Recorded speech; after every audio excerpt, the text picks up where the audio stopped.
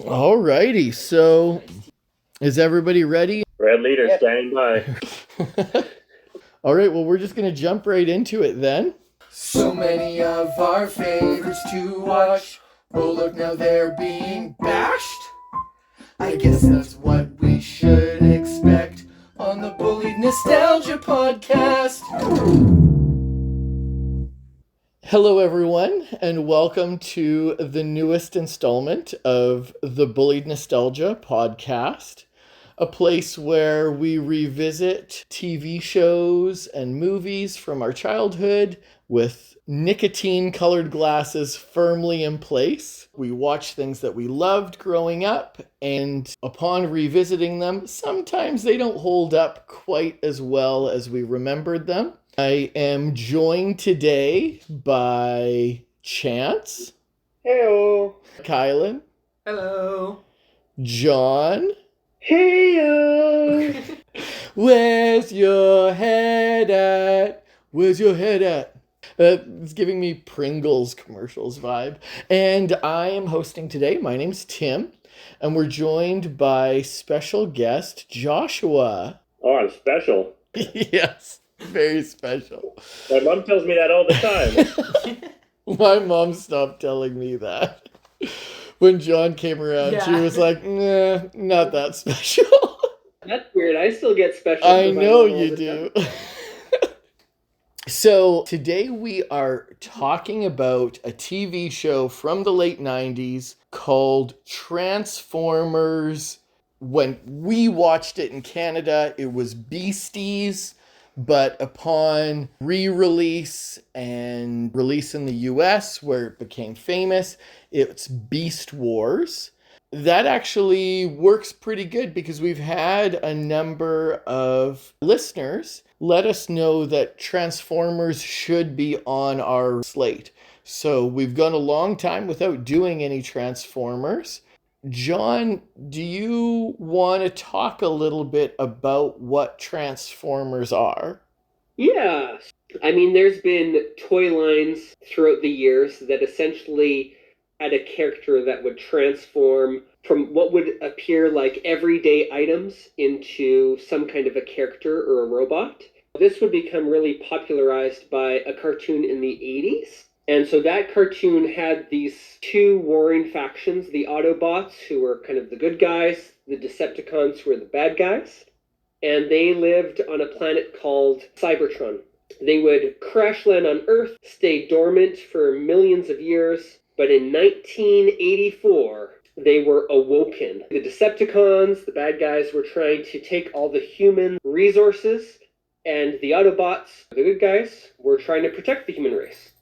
And so in order to blend in with their surroundings, the Autobot robots took the form of land vehicles, cars, trucks, stuff like that, whereas the Decepticons took the form of things like planes And guns. and guns. And there was sometimes dinosaur or cassette tape looking things, but the Decepticons eventually lost in that 80s show before we got to the Beast Wars show. Yeah. I don't know how deep down the rabbit hole we're going to go on Generation 1 Transformers. It will depend on where Josh takes us in this conversation today, because he's kind of like our local expert. But for people who don't know, there were two toy companies in Japan who made different types of transforming robots. And so when Hasbro brought them over to North America, they mashed them together. And that is why there's such a weird divide of different types of transforming robots. One of the toy lines was about cars, and the other was about things that you would have in your day-to-day life that could transform, like A cassette player. Or a gun. Or a gun. Everybody has one of those. Yeah. Well, I think that's when people really started getting scared of having guns pointed at them, is knowing that it could transform into something. That's right. I'm not scared of your gun, Robots. but what if it's a robot gun? Guns don't kill people. Robots that look like guns kill people.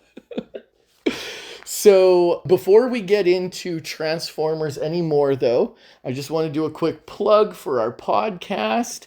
As I mentioned, we're talking about Transformers today. We've had a lot of feedback that Transformers are something that listeners want us to tackle. If you have topics that you would like us to tackle, or movies, TV shows, hit us up at bulliedpod@gmail.com. If you would like to support our podcast, we have a line of clothing on Redbubble. If you go to redbubble.com and type in Bullied Pod, you can find a selection of our shirts. We don't really make any money off of it, but it does put our name on things out in the wild that will either confuse people or spread the word. It will confuse people. Yeah, Let's probably. be honest.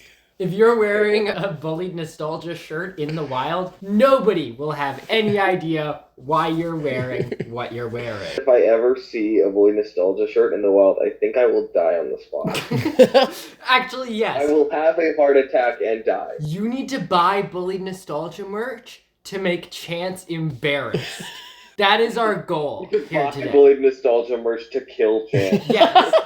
We are trying to get Chance off the We had podcast. one too many people for a while, and we didn't know how to pick who had to go. So we made merch and gave Chance the worst shirt. For people who are listening at home, I have a shirt that says, "I see the world through nicotine-colored glasses." And I have had a ton of compliments and questions about that shirt from randos on the street. And it has segued into a lot of fun conversations. Normally, I have to answer in a very awkward say. We're like, "Oh my goodness, that's a really fun saying. Where did that come from?" And I was like, "My own podcast." So, yeah, it's weird, but who knows? Makes you feel very small very quickly. Okay, so yeah, that's the quick plug for us. Let's talk about Beast Wars. Before we have Joshua summarize what Beast Wars is, I Oh, want to boy. jump over to Chance real quick, because Chance watched these episodes on his own without a Beast historian. And he was asleep the whole time. That's probably also true. As much as I thought that they were a good selection of episodes, it jumps over a lot of stuff. We watched one episode in season 1, and then the rest were in season 2, I think. But now, I watched the first episode of season 3 afterwards. Oh, you're just interested. Okay. Can take a cliffhanger, eh? Okay, so yeah, that's what I was going to say. I feel like without anyone to guide him at all, I would really like to know what Chance's takeaway on the show was. But maybe we'll put a pin in it and we'll come back to it right after Josh gives us a summary. Let's do that. So Josh, for people who've never seen Beast Wars, what is it? So it's robots in disguise, just like the G1, except they turn into animals or dinosaurs. The summary of the show is that Megatron, leader of the Predacons, steals the golden disc from Cybertron, which is basically a relic that has a bunch of old Autobot secrets on it. And then he tries to escape, and the only ship that's able to pursue him at the time is called the Axelon. They go through a wormhole, which transports them in time to a planet that we're assuming is Earth, but we don't really have confirmation of that until season 2. and who are the Predacons? As John was talking about earlier, the Autobots defeated the Decepticons in what they call the Great War in the 80s Transformers. Their descendants, or offshoots of their factions, Predacons and Maximals, this war is kind of between their factions, even though they time travel to before the Great War. We can get into more about what the episodes were that we watched, but now I'd like to jump over to Chance and see if he is able to make heads or tails of anything he watched. I think I've absorbed enough of Transformers information over the years to kind of get a concept of what was going on. But there were some things I didn't get until much later. At first I was like, oh, Predacons versus Maximals, is this like an alternate reality? And then they brought up the time travel stuff. I'm like, oh, this is really far in the future, but also the cast, I guess. It also doesn't help that everyone has similar names, you Yeah, know? there's also a Optimus Megatron. Primal. Yeah. That doesn't make it easier to understand that these are different people. My takeaway is I knew enough about Transformers to kind of get a grasp of what was going on, but I think there were definitely some key pieces of information I didn't have. Well, Yeah. if I could have chose 12 episodes, you guys made me pick 6. I'll submit my complaint now for that. Okay, thank you. We'll lodge it with HR. I mean, we're talking about this, but you didn't see how bad it was with Reboot. Oh So, yeah, I Reboot wonder was what the plot bad. line of this is, and instead we watched the MS Paint episode. Like, Yeah, I actually just listened to that episode before it came here like Oh, a couple there you days go. ago. And yeah, you guys seem to pick a couple random episodes of that one to watch. Yeah, okay, well, let's get into what this show is. We did watch some episodes that fleshed out certain characters, but we would find out the golden disc that Joshua referenced already would take Megatron to prehistoric Earth. As John referenced in his telling of original Transformers, the Transformers had crash landed on Earth and were stuck in an automated sleep pattern for millions of years before waking in the 80s. So Megatron's master plan is to change it so his ancestors didn't lose the Great War. And so he uses the golden disc to find a sleeping Optimus Prime from the original 80s series in an attempt to outright kill him. That's right, but if you remember, the episodes where we watched where he confronts Optimus Prime, that's actually like 3/4 of the way through the show. That's right, but this is his master plan. Yeah, that is kind of like the climax of the show in a way. I felt like this show had some really cool characters and really cool moments in some of those characters. And then suddenly out of nowhere, I have to watch a spider talk to somebody for 8 minutes. And, oh, let's look at this goofy wasp again. All these characters that I just could not care less about. Even Cheetor and Rat Trap, 2 characters that are introduced from the very beginning. They aren't adding anything to the show for the most part. And you've got Dinobot. I think Dinobot is so cool. Spoiler alert for people who haven't watched this show. We pretty much jumped past 20 some episodes to an episode where he dies. Mm-hmm. So Chance and Kai didn't really get to see his impact throughout the show. We essentially got his introduction, a random episode where he was barely in it. He was just there. And then his death. Okay, so interesting points. Kai says there's a mishmash of really interesting and likable characters. It feels like there's some really cool plot points, and then between that is a lot of filler. John, how did it feel going back to this show? Very good. I would have seen this show when it came out when I was 7 or 8-ish. I think I remember seeing this show in a hotel room, the first episode. Yeah, I don't know if that was just a rerun or the first time it aired. I actually also have that memory. I remember watching it in a hotel with you. Yeah, and so it wouldn't be until about a year later that we'd actually help Joshua and his mom move to Grand Prairie. And he just pulled out a suitcase full of these Beast Wars toys that we played with the whole ride home. Yeah, I think for me, I remember seeing that Beast Wars episode and thinking it was cool because it reminded me of Reboot. And then Josh really immersed me in that world. We did have some Transformers toys growing up, but Josh was really the first one to introduce me to Transformers. If you can see, Tim, I just posted the 2 Transformer toys I remember us having in the home. They would have fought your G.I. Joes at some point. They would have fought Penguin at some point. That's right. How do you feel about Kylan coming in and saying there are awful characters like Waspinator? From an outsider coming in and saying, this is one of the worst characters. Do you see where he's coming from? Or you're like, you can't hurt me. My nostalgia's baked in too hard. In rewatching this, I didn't feel insecure about my childhood memories. I felt like I had a new appreciation for it. And I feel like rewatching it added extra layers. Okay. I'll get to Waspinator in a second, but when I was a kid, I'd watched the first episode a ton of times, but I didn't really understand the plot or the bigger story. I was just like, oh yeah, they crash landed, they turned into animals, and now they're fighting each other. But it's like, now I understand it. The golden disc was stolen, and while they were crash landing, they had to let out all these pods, and those pods would turn into future characters. They need to transform into animals because there's too much energon, which is this energy source on the planet that will affect the robot form unless they so all of a sudden everything was starting to make sense. So as a kid, sometimes you just latch on to particular characters and you're like, I think that's my favorite character.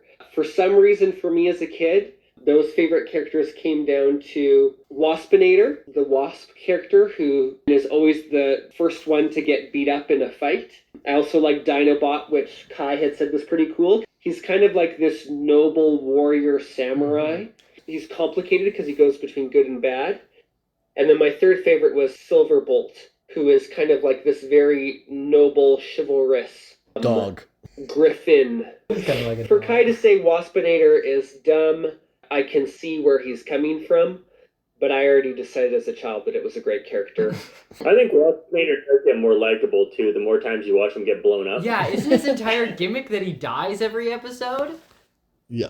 Oh, if someone's gonna get blown up, it's Waspinator, like 100%. So it's sometimes unclear how one of these characters actually dies. They can get really hurt, but then they can get like unconscious in stasis mode, and then we saw Dinobot actually die. But Waspinator's kind of this exception where I read today that he quote unquote died 59 times in the show. So he kind of breaks the rules. Josh, I get the impression that you've watched this show semi-recently. Is that accurate?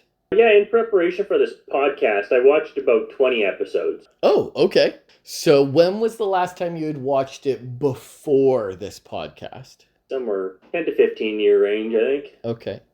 And how do you feel about the show after just rewatching it as an adult? Well, I still have a lot of nostalgia for it. That's going to be a huge piece of why I always like it. It's just because of the nostalgia. But I find it to be an entertaining show. It's got something of a storyline, and there's lots of cool subplots, too. For just a little bit of context on this show, we talked about Reboot in season 1 of our podcast. It's already been mentioned here. It was the first TV show made entirely by computer graphics. And it was made by a Canadian company called Mainframe Entertainment, which operated out of here in Vancouver. And it would then lead into this show. The characters don't have anything to do with one another, but this is the same team doing the animation and a lot of the same voices. There's a lot That of... explains the visuals. That's right. So it does have some similarities, visually speaking, to Reboot. I think it looks better here because there's no uncanny valley. They're not trying to make humans. They're making robots with mouths. So they're able to get away with things that don't quite look right. You kind of see that a little bit because eventually they show prehistoric humans. They're so fugly. When you do see the cavemen, that's probably the worst part of the graphics. And I heard you guys say that on the Reboot show, too, about like them wanting to do it in a computer setting because that would look best with the graphics they were using. And I think that shows in B-stores, too. The stuff that's all robotic, when you look inside the bases and all that stuff, it looks a lot better than anything nature-related. Yeah, that's a good point. When they show you a picture of a monkey, it's like, I don't think you know what this is. I don't think you know what a monkey looks like. You've been outside before? Is that grass? It's just a green flat plain. As John kind of inferred, this show went on for 3 seasons from 1996 to 1999. It was a partnership with Hasbro, who held the licenses for Transformers. Essentially, each one of these episodes was a toy commercial. So there were a bunch of crew members from the spaceship that were ejected into pods into space so that one at a time they could fall down and there could be an episode about each different one advertising a new toy to purchase. Largely, these were all to sell toys. And so that's why each season there was such a big change in aesthetics. In season 1, they sold a gorilla version of Optimus Primal. Well, kids already had that toy. So now they got to make trans metals and make them look ugly. Yes, and now they got to give him a surfboard. And then in the 3rd season, they got to make him a tank, I guess. Yeah, got to make him bigger. That's a more expensive toy. So that's why even the characters that stayed through the show all got massive redesigns because they wanted to sell new versions of the toy. The creators would openly say that every finale of each season, they had to quote unquote kill all the characters because they weren't sure who would have a toy next year. We kind of saw that in the cliffhanger at the end of season 2. Literally everybody could be dead. Yeah. Even the good guys, because they didn't know who was going to have a toy next year. It seems like the two barriers that they ran into with storytelling was the cost of CGI and the demands of Hasbro wanting them to make toys. From what I understood in what I read is that they could only animate so many characters at a time. And so that's why they had a much smaller cast than, say, the original Transformers show in the 80s. And so even when they were going to introduce new characters, just again to save on budget, they would get rid of old ones. So I read that that's why some of Josh's liked characters like the pterodactyl pterosaur or the scorpion scorponok suddenly got killed. I didn't like Scorponok all that much, but Pterosaur's all right. Kai and I were talking a little bit about it when we watched the episodes, and I think that the most interesting characters are the ones that have the most outlandish designs for their robot mode. You know, he talked a little bit about Dinobot. Dinobot has 2 opposable thumbs, which is really cool and interesting to me. The first version of Megatron has a dinosaur head for an arm, which I thought was really interesting because basically every Beast Wars Transformer ever, the head of the animal is either on their chest or on their back.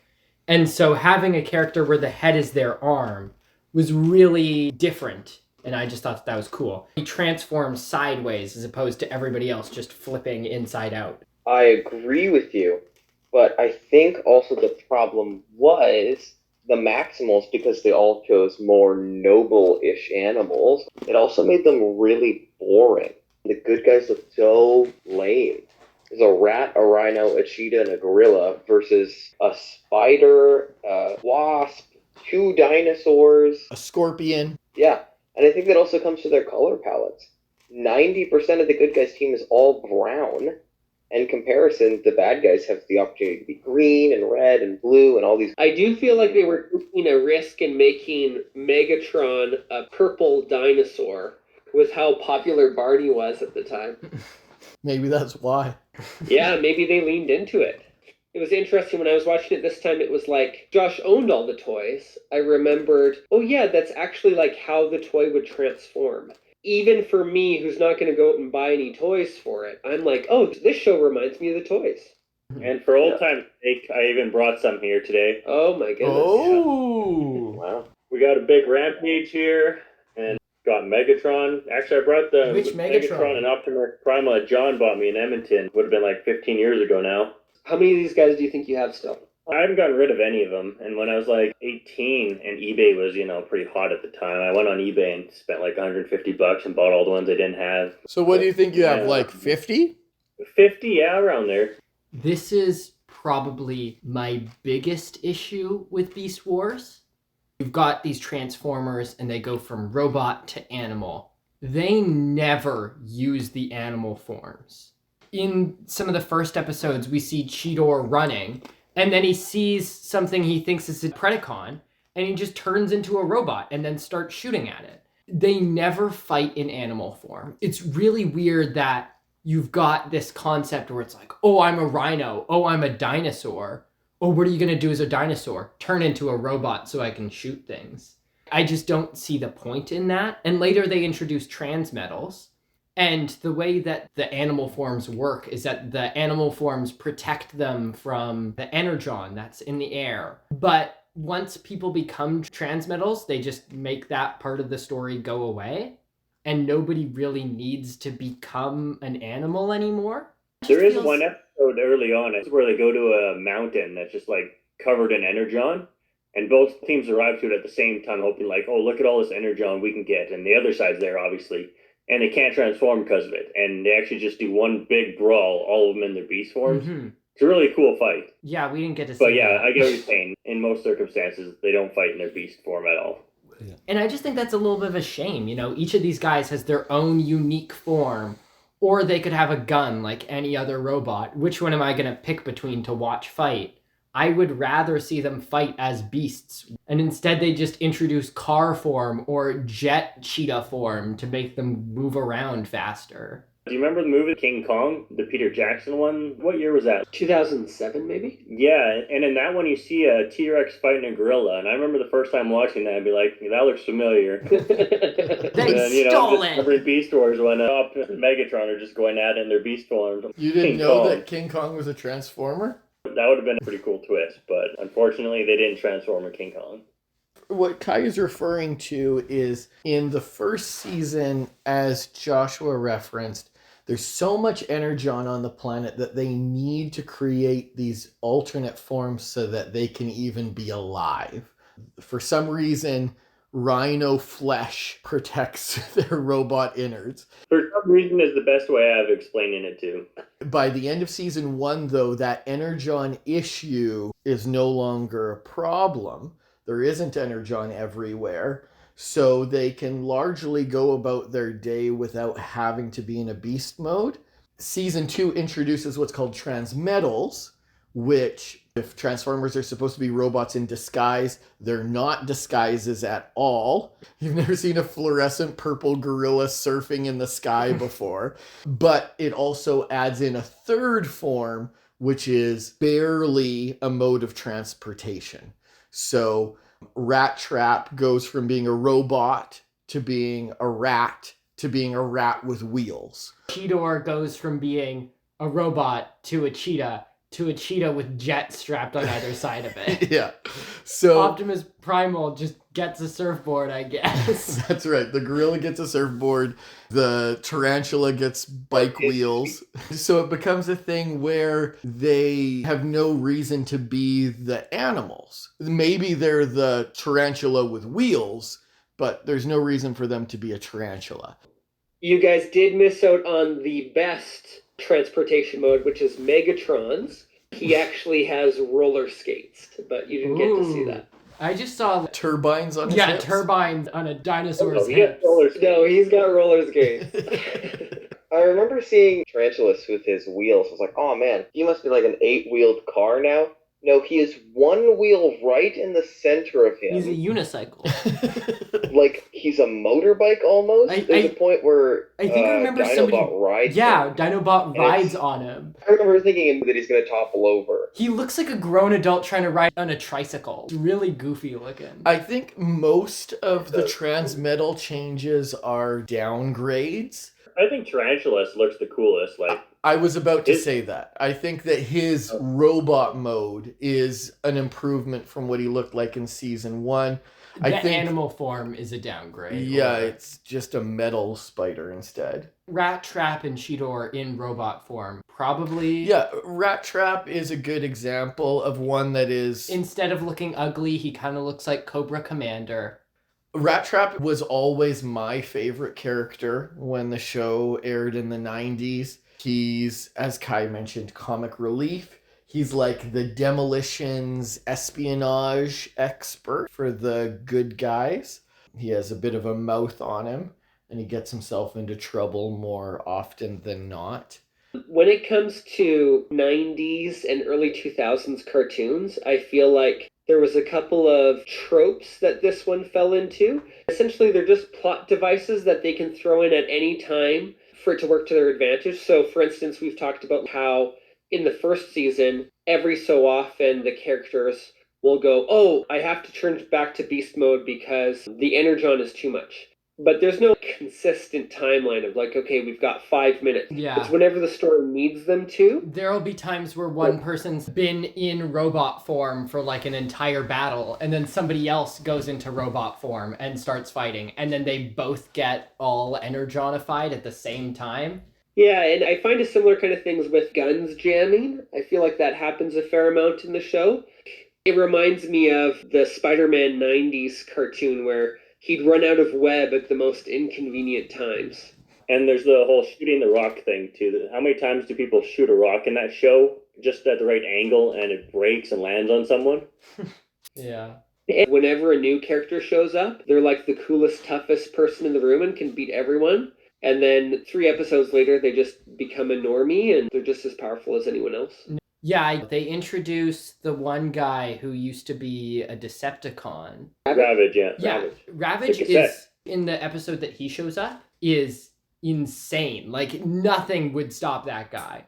And then he just kind of, like, is there, you know, after that. Nah, doesn't really do anything. Speaking of Ravage, Chance, in the original TV series, there was a Decepticon. He's one of the cassettes. Yeah, he's one of the cassettes. That's right. Yeah. He turns into a cassette to fly a ship. That part was so Oh, stupid. right. He does. It's like he's folding into a piece Which of really paper. makes you wonder what the point of the cockpit is. Yeah. Is it just like an ease of comfort kind of thing that he's able to fly the way he wants when he wants? So for context for the listeners, there is a Decepticon in the original show that has a cassette tape in his body.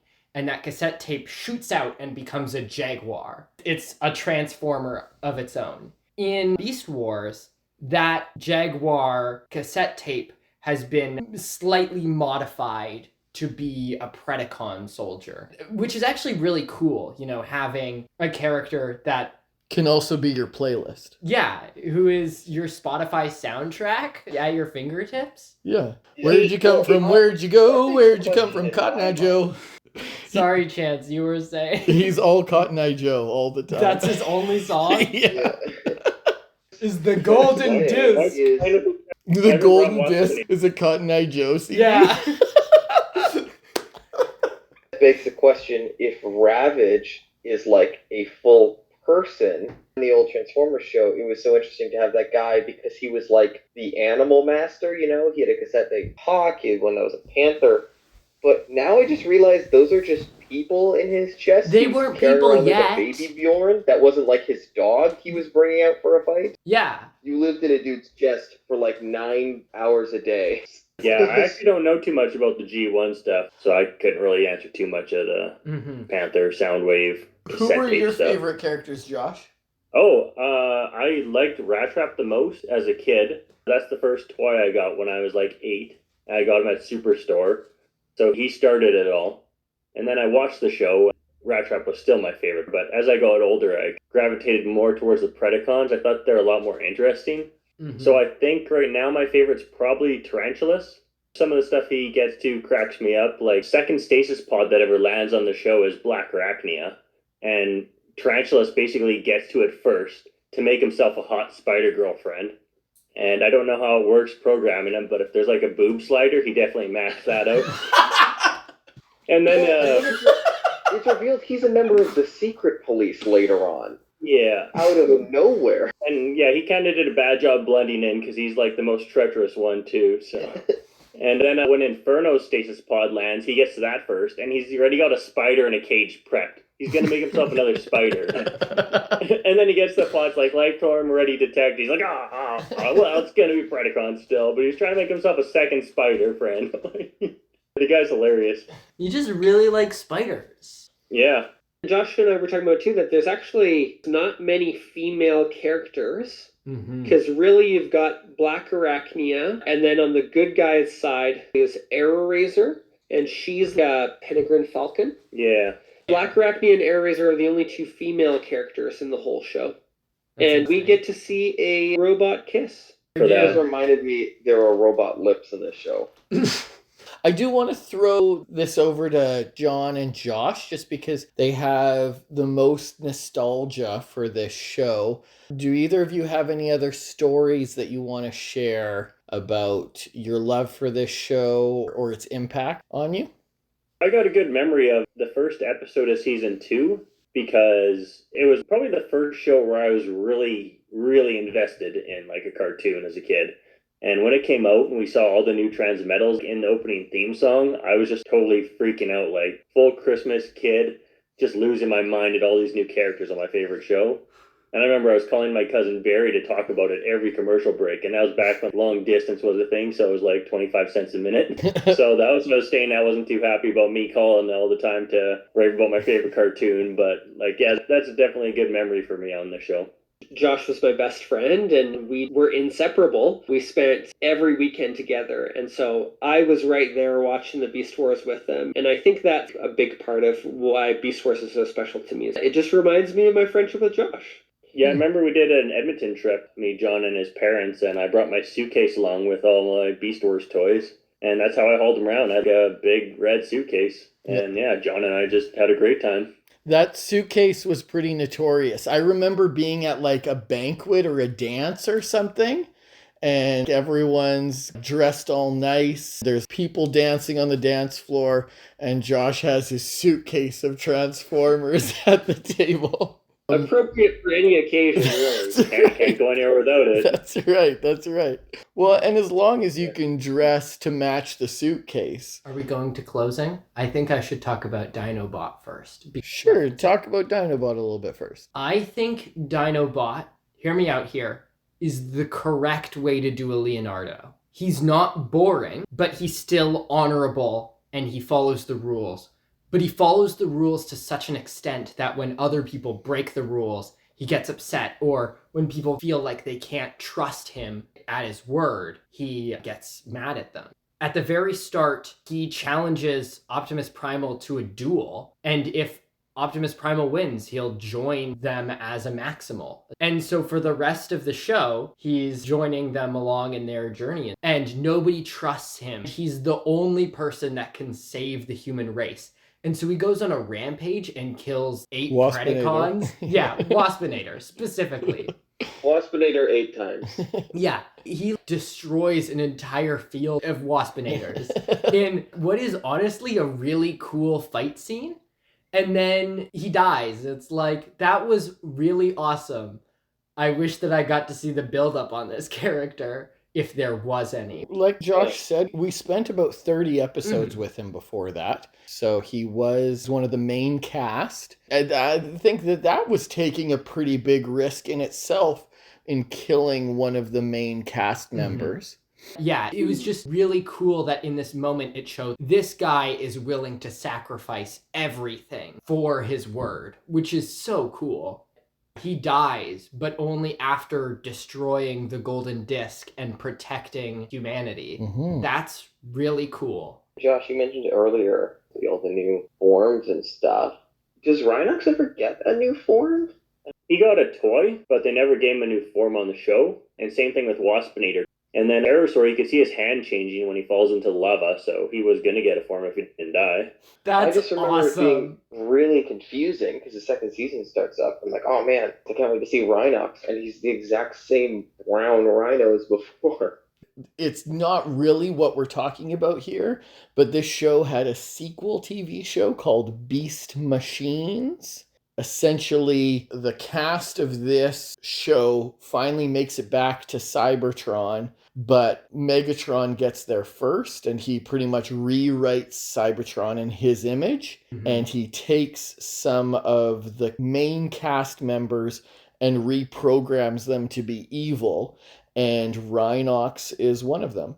That's what the third season should have been, right? I don't know. Beast Machines wasn't that good. Yeah, I know, but like the end of the second season is Megatron has essentially won. He was able to rewrite the old Transformers show so that the Decepticons won.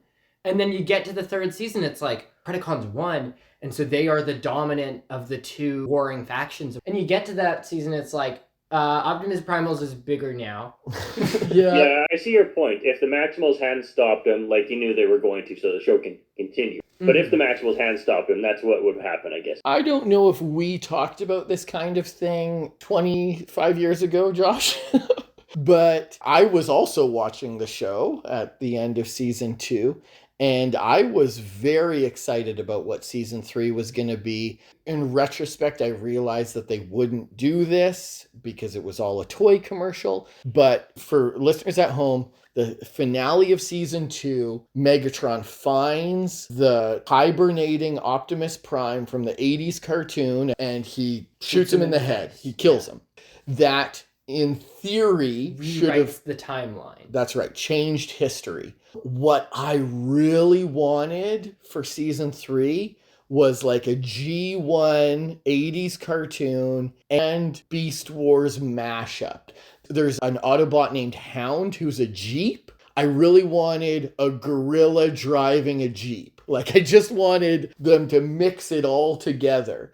And then when season 3 comes out, really, it's more like, just kidding. Everybody was able to work it out. That was a huge disappointment to me. I don't think the show is terrible in season 3, but my expectations were just too high. Because a gorilla driving a Jeep would be super cool. Yeah, you just want to see silly things on TV, Tim. Yeah.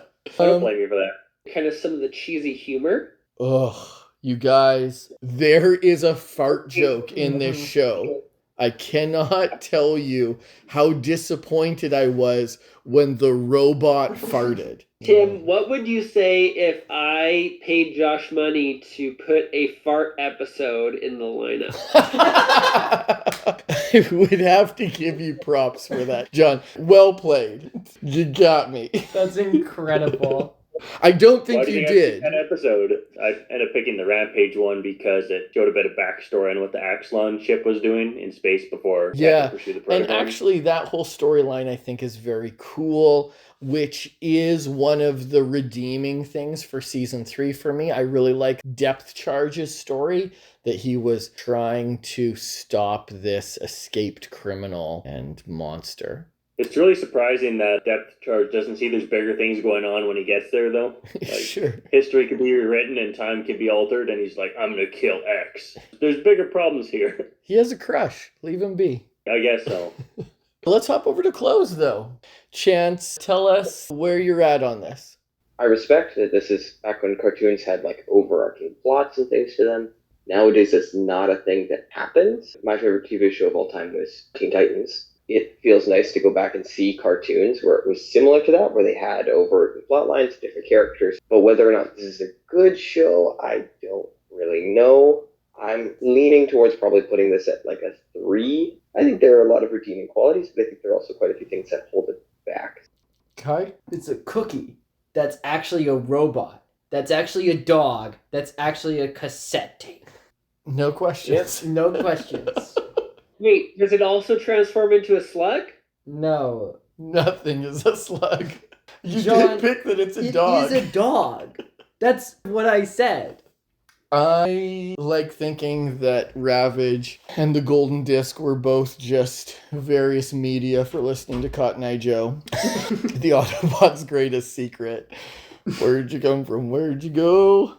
Kai, what's your final take on the show? Is there a part of you that, like, Tubi's automatically playing the next episode? I guess I'll let it run. I don't think I like older TV shows. They're filled with filler for the sake of running for a certain amount of time. This one certainly has a lot of cool aspects to it. I don't think that makes it a good show, though. Chance, you had talked about going back and revisiting some episodes to reboot. And you watched an extra episode of this show. Is that in the same vein, or you were just like, I'm so clueless that I need to know what happens next? I think there was a point of my cluelessness, but also did really like the whole time travel narrative. And I mean, I wanted to see what would happen with Optimus Prime. How did you feel about him turning into a big tank? I thought it was cool until I saw him transform, and it didn't really look like they actually made a tank. They just put his body in different ways that looked kind of like a tank. That toy, the Optimus toy, that was like the crown jewel of the Sears Toys catalog in 1999. It was $50. Every kid seen that and wanted it. It's a very large toy. I understand what they were going for, but refused the jet, I think, is the most egregious. It does not really look like a tank or a car or even a gorilla. It just looks like a dude spread out doing a Superman pose. No. No. It does look like a Superman pose that isn't a plane. You're right. For me, I enjoyed these episodes. When I was first moving to Vancouver, I had packed my Xbox. I was in an Airbnb. This was February of 2023. And they lost my luggage. I ended up in a situation where the only thing I had to watch was Tubi. So I watched some episodes of Reboot. In a parallel universe where I end up in a hotel room or an Airbnb where all I have is Tubi, I will watch more of these episodes. But I can't see myself being in a situation where I'd watch more of these. I think the show has its merits. I honestly don't think it has any true downsides. It's good 90s kids TV, but I don't have time for that in my typical day-to-day. John? Yeah, I think I'm too close to this one to see it super objectively. Did you write a letter? No, I was preparing for the episode tonight, and I was like, oh yeah, I was supposed to write a letter before I watched the show. Do you have a letter for Nutcracker that you want to read tonight? No. Was I supposed to make one retroactively? You said last time you forgot to write a letter that you would just keep writing letters to Nutcracker. Yeah, I don't know if I would watch this show on my own again, but if Josh were to sit down and watch the whole show with me, I think I'd watch it again. Yeah, it carries nothing but positive memories for me, and I think being able to now watch it as an adult and understand all the different storylines, I think I'd appreciate it in new ways. Josh, do you have anything that you want to tell us about in closing? The most honest I can get is that the show is a 6 out of 10, but nostalgia bumps it up to an 8 out of 10 for me. I still can watch it and enjoy it a lot, and lots of really good memories. Your story about watching the first episode of season 3 is really cute and is kind of in a time capsule. We've done away with commercials largely nowadays, and so that type of thing could only happen in a moment in time. Thank you for sharing that. It's really cool. And with that, we are moving on to Kai's episode. Ooh. Our next episode is back to the thing that Kai knows most about, and it's not the periodic table. Are you kidding me? I know all of the periodic table. It's Muppets. Muppets. We are doing Sesame Street, Follow That Bird. Do you have any teaser for us before next episode? Do you want me to sing the whole song or just a portion? No, we'll save It's that. fun to be in an upside down world. There's fish that fall out of the sea. Okay, so yes, come back next time for Sesame Street, Follow That Bird. Anybody have anything they want to sign off with? John's been playing with my Beast Wars toys all episode. I will say this. I watched this show. I didn't play with the toys. The toys are super complicated. If you transform one of those without the instructions... It's not coming back. Yeah. So, Josh, as someone who's been watching John play with them, has he gotten himself into any half transformations that you're going to have to fix later? I could actually get myself into some of those right now. I brought the Rampage toy over. If you asked me to get that into tank mode without instructions, I'd be lost. But yeah, I did have to fix a lot of John's. It's like a language. If you don't practice transforming them on a regular basis, you're going to lose it. Yeah, don't play the piano. Just buy some transformers and practice. It's an important life skill. Josh, as someone who owns more Transformer toys than all of the rest of us combined... Whoa, are you sure? You could own one and have more than the rest of us combined, I think. How do you feel about the new Transformer toys that transform themselves? Where you say, like, Megatron, transform, and it goes... doo, doo, doo, doo, doo, doo. Well, kids have such short attention spans these days, they probably need that now. I don't think they can spend 2 minutes transforming Rampage into tank mode. If transforming Beast Wars became an Olympic sport, would you dedicate yourself? Well, I have a lot of them. So I feel like I have an edge on a lot of people already because they have to obtain them first so they can practice. So I guess I could do it. There are those Rubik's Cube competitions. I feel like there's got to be Transformer competitions out there. Yeah, I was watching Jeopardy the other day, and one of the contestants was like a world speed jigsaw puzzler. I guess they have these big competitions, and so I just feel like Beast Force transforming is the next big thing. It's either that or a competition of who can say praise Beethoven first. Actually, Chance already said it, but either way. What? Yep. When? Kai didn't. You weren't even paying attention, John.